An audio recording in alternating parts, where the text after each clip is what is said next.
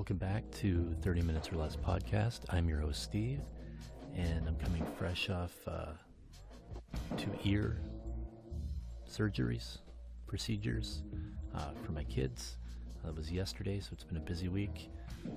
And I got my booster yesterday, so that means I was all kinds of fucked up today. Headaches, body aches, dizzy, chills, sweats, a good time. So that's been my day, but I'm feeling good now. And the kids are on the mend.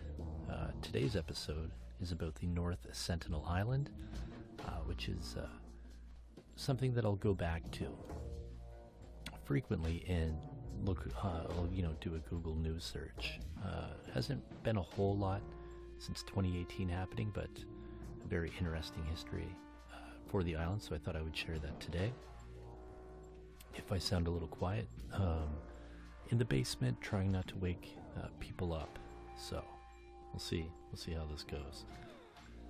So the North Sentinel Island, it's isolated in the Bay of Bengal, home to the Sentinelese, who violently reject contact with the outside world.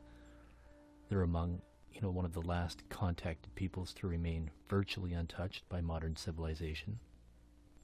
The Indian authorities recognize the islanders' desire to be left alone and restrict their role to remote monitoring. And when they do kill people, they don't prosecute them. The island is, a sovereign area under Indian protection.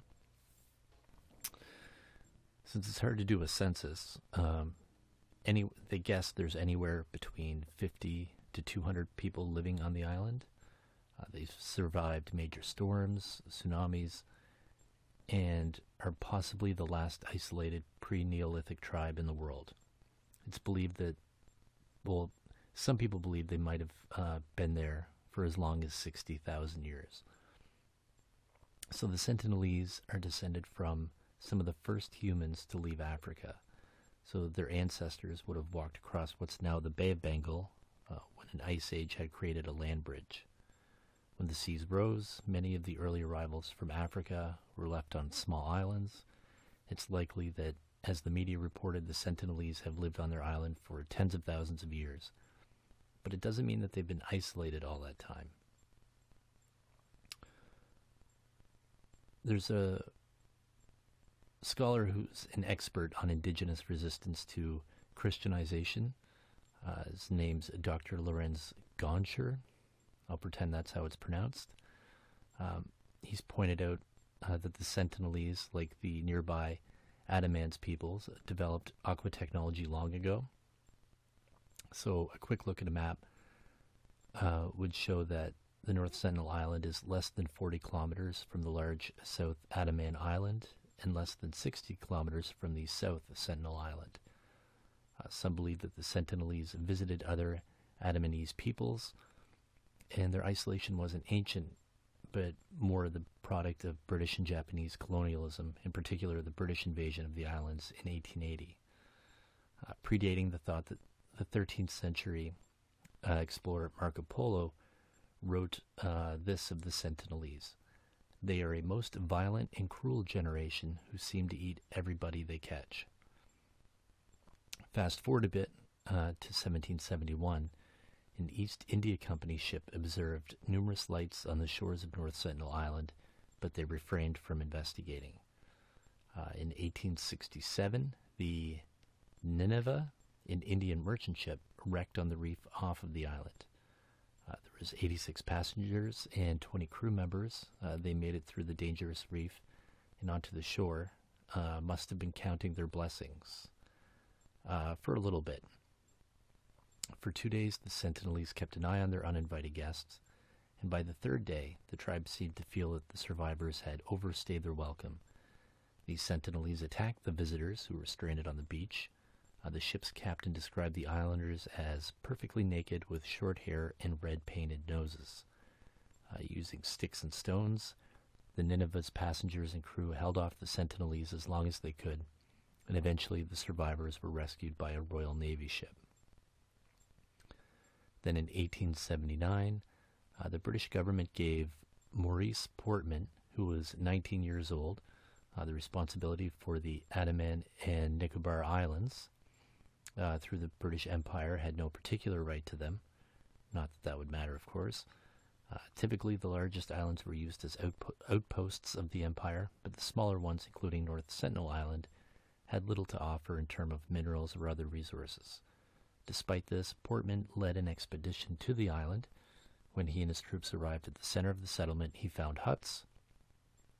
They had been recently abandoned by the inhabitants, who fled inland at the troops' approach. The strangers rifled through the islanders' possessions and then went in pursuit.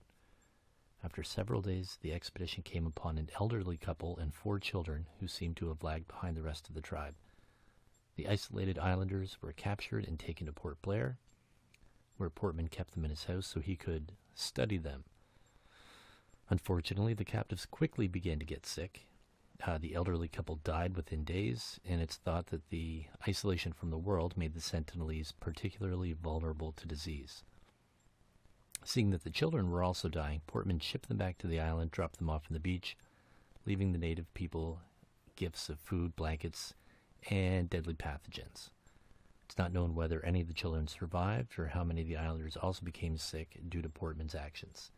Later he wrote, "This expedition was not a success. We cannot be said to have done anything more than increase their general terror of and hostility to all comers." In 1896, an escaped convict apparently reached the island, only to be found dead with arrows in a slit throat. I tried to find more information on that. It was a little tough. So if we skip to 1970, a small survey party landed on the beach furthest from the natives and officially claimed the island for India. The surveyors hastily erected a stone plaque commemorating the event before making a retreat to their boat. So understated was the invasion that it's extremely unlikely that the Sentinelese were aware that India had just conquered them. In fact, they probably didn't know what India was. But the plaque was there, and that was the main thing. In 1974, a film crew for National Geographic made a documentary about the Andaman Islands. It was entitled Man in Search of Man. They were following the work of T.N. Pandit and his group of anthropologists who were leaving gifts of coconuts on the beach. The documentary makers had spent some time in the islands and planned to stay 3 days at North Sentinel.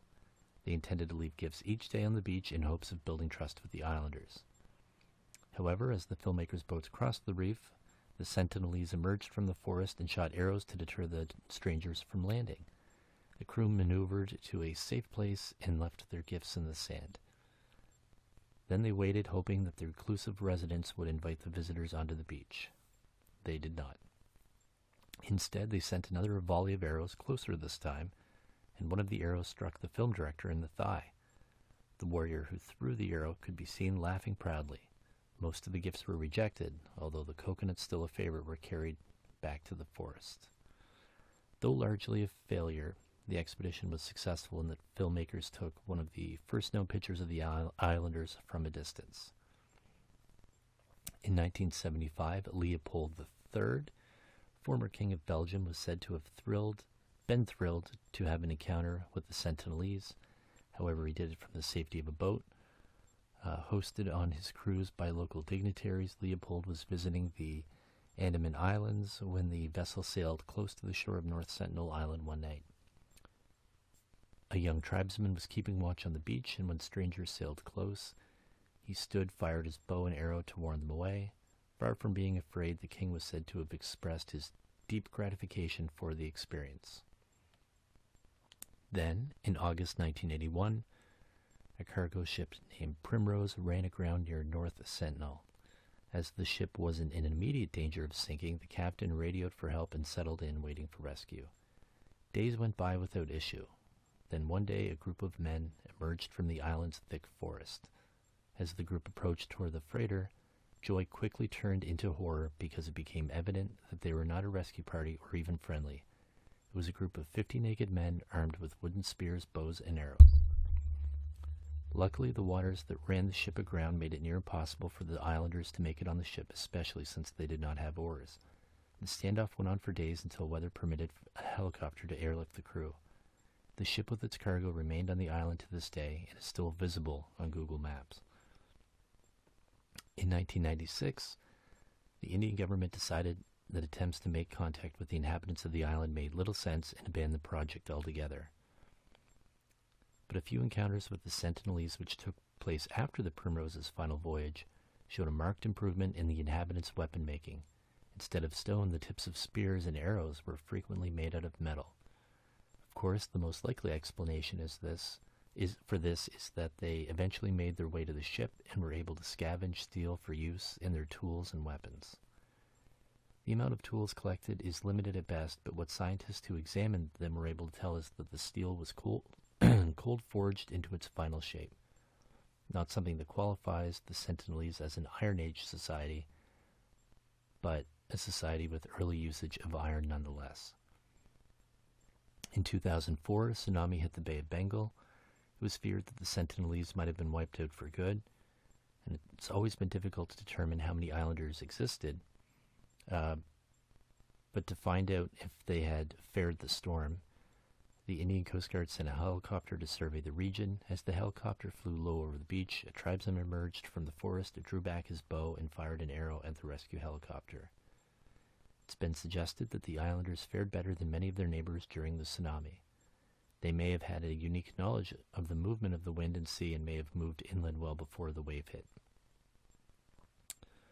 If we go to 2006, this made headlines. The Sentinelese killed 2 men who were illegally fishing near the island. The fishermen had anchored at night and went to sleep. When the sun rose, another boat of fishermen saw them drifting toward the island. They tried to wake them by yelling, but they were likely passed out from drinking. When the fishermen reached the shore, they were immediately attacked and killed. The Indian Coast Guard tried to retrieve the bodies by helicopter, but tribe members came out shooting arrows at the helicopter. The spinning propellers did expose the bodies in a shallow grave, which disproved locals saying the fishermen were cannibalized. They suspended efforts to retrieve the bodies as they did not want to have conflict with the islanders. Then, this is the last big story that came out about the island. In 2018, news broke that the North Sentinelese had killed a 27-year-old American named John Allen Chow with arrows when he went to their island. So police said that Chow had paid 25,000 rupees, which is like 354 American dollars, to 6 local fishermen to take him to North Sentinel. Media reports suggested he wanted to introduce the islanders to Christianity. Chow tried to contact the tribe members and managed to reach the island the day before he was killed. He tried to offer gifts of fish and a football that he wrote in his diary about. He said, "I heard whoops and shouts from the hunt. I made sure to stay out of arrow range, but unfortunately that meant I was also out of good hearing range. So I got a little closer as they yelled at me. I tried to parrot the words back to them. They burst out laughing most of the time, so they were probably saying bad words or insulting me. I hollered, 'My name is John. I love you, and Jesus loves you.' I began to panic slightly as I saw them string arrows in their bows. I picked up the fish and threw it toward them. They kept coming. I paddled like I had never have in my life back to the boat. I felt some fear, but mainly was disappointed. They didn't accept me right away." He wrote a kid probably about 10, fired an arrow that struck his Bible. He wrote that night, "Well, I've been shot by the Sentinelese." Before another attempt, Chow wrote a letter to his parents. "You guys might think I'm crazy in all this, but I think it's worth it to declare Jesus to these people. Please do not be angry at them or at God if I get killed. Rather, please live your lives in obedience to whatever He has called you to, and I'll see you when you pass through the veil. This is not a pointless thing. The eternal lives of this tribe is at hand, and I can't wait to see them around the throne of God, worshiping in their own language, as Revelations 7:9 through 10 states." He signed off, "Soli Deo Gloria," which translates to "Glory to God alone." He also wrote to God, "If you want me to actually get shot or even killed with an arrow, then so be it. I think I could be more useful alive, though. I don't want to die. Would it be wiser to leave and let someone else continue? No, I don't think so. I could still make it back to the U.S. somehow, as it almost seems like certain death to stay here." He gave the diary and letter to the fishermen and headed back to the island on a kayak. The next morning, the fishermen saw a body being buried at the shore which from the silhouette of the body, clothing, and circumstances appeared to be the body of John Allen Chow. 7 people, including 5 fishermen, have been arrested for helping Chow reach the island. Upon learning about Chow's death, the fishermen returned to Port Blair and gave Chow's diary to his friend, also a Christian preacher, residing in the capital city. He informed Chow's family in the U.S., who contacted the Consulate General of the United States in Chennai for assistance, and the Andaman government was notified on November 19th, 2018. On November 21st, 2018, the Director General of Police issued a statement on the restrictions on public access to North Sentinel Island. And despite efforts by Indian authorities which involved a tense encounter with the tribe, Chow's body was not recovered. Indian officials made several attempts to recover the body, but eventually abandoned those efforts. An anthropologist involved in the case told The Guardian that the risk of a dangerous clash between investigators and the islanders was too great to justify any further attempts. A murder case was opened following the death. Now, the foolish incident involving John Allen Chow underscored the importance of respecting the Sentinelese people's isolation and the need for responsible and ethical approaches when dealing with isolated and contacted tribes. The Sentinelese possess a distinct culture which remains mysterious due to our limited interactions with them. While little is known about their language, rituals, and social structure, their unique system of survival and resources management has piqued the curiosity of many anthropologists and researchers. Studying their hunting techniques, communal living patterns, and resource utilization can provide invaluable insights into alternative ways of life that have been overshadowed by the modern world. The Indian government has made it illegal to approach the island or attempt to make contact with the Sentinelese, both to protect the tribe from diseases which they have no immunity and respect their desire for isolation. Ships, Coast Guard aircraft, and Marine Police boats are ever present and keep tabs on the island as to maintain the safety of the tribe through adherence to regulations by outsiders. Coastal sea areas up to 5 kilometers have likewise been designated as tribal reserve areas to ensure that fish, turtles, and other sea life remain abundant for the exclusive use of the particularly vulnerable tribal group. What I think they should do, I don't think this would be unethical, just drop some sterilized objects with cameras and mics on them, or land some drones high in the trees to spy on them. Just anything you do to get audio and video out of there to watch them and to not interfere. But that's just what I think they should do. Now that we're in November, I still watch a lot of horror movies, but I thought I would go through the Fast and the Furious franchise. I thought I had seen 2 or 3 of the Fast and Furious movies. No. I was watching these movies. I had only seen the first one. I remember I took my brother was like 12 at the time, maybe. I took him to see that. And anyway, so I just pulled up my Letterboxd profile. So Fast and the Furious, the first one I gave 2.5 stars. Too Fast, Too Furious, 2 stars. Tokyo Drift, 2 stars. Fast and Furious, I gave 2.5. Fast 5, 3 stars. That one was kind of fun. I mean, they're not good movies, but it was kind of fun. Fast and Furious 6, they got 3 stars. Furious 7, 3 stars. The Fate of the Furious, only 2.5. Hobbs and Shaw, I gave that 3. Fast 9, whatever, 3 stars. And Fast X, or Fast 10, 3 stars. I would never go see these in theater, but just watching them as just mindless entertainment. Some of them are kind of fun, even though they're real stupid. But yeah, that's what I've got going on in movies lately.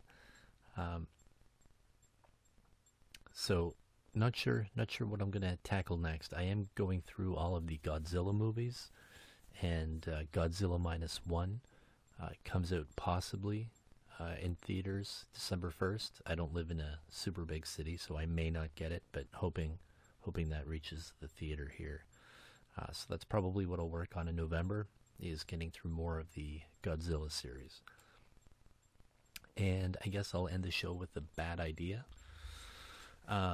Because I don't think miking up the North Sentinel Island is a bad idea. I think there's probably, you know, non-intrusive ways that would be safe that you could do that. Just got to make sure to wipe all the germs off them. And I think that would be fine. I think. Maybe I'm wrong. Let me know if I'm wrong. In the show notes, you can find ways to contact the show and tell me what a bad idea that might be. So a bad idea. Here's one. Cloning. And I'm sure I'll do a show at some point on cloning. So I think whenever, like, I'm kind of over it now, but every couple years you'll see a news article where they say they're going to clone a woolly mammoth. And I think kind of now at this point they've said it too many times that I just need to see it. But I have no issues with them cloning a woolly mammoth. Actually, they can clone anything. I have no issues with it. And I know that that's dangerous. But I want to see it selfishly. I don't think they should clone humans, but maybe not for reasons you would think. We already know what humans look like, so I don't care. Oh, it's a human. Oh, okay. It's cloned? Okay. I don't care. Same as when they cloned the sheep. I was like, clone something that we don't have. Like, make a sheep pig or something. Yeah, I'll look at that. Like, that would be fun. And again, I know that these aren't good things, but I would enjoy them. So that's another bad idea that I have. Dinosaurs, yeah, bring them back. I mean, I know they can't, but do it. There was in the past few years, they had taken and fertilized chicken egg. They had like cut a hole in it, and they were like messing with like the genes of the chick embryo, and they were doing things like activating like the teeth and like making a tail and stuff. And I was like, yeah, keep going. They didn't. They only would go so far and then they would destroy it. But yeah, go nuts. And if you think about it, maybe not, in North America, but I bet there's some part of the world where, they don't care what you're doing in your underground lab. Maybe you grease the palms of some local officials. But just imagine the things that, are probably in, secret labs. All kinds of wild stuff. And, it's probably dangerous, definitely unethical. But, yeah, I want to see it. Absolutely. So that's another bad idea I have. And although it's bad, I don't know that I should feel bad for having it because I think it doesn't mean that it's true. I'm just saying whenever they, clone something or genetically engineer something, if it's new and strange or hasn't been around for a long time, then, yeah, I'm all for it. And that's why I shouldn't make any real decisions that are important. And since I don't have a closing line yet, I guess I'll say rock over London, rock on Chicago, sprint, be there now.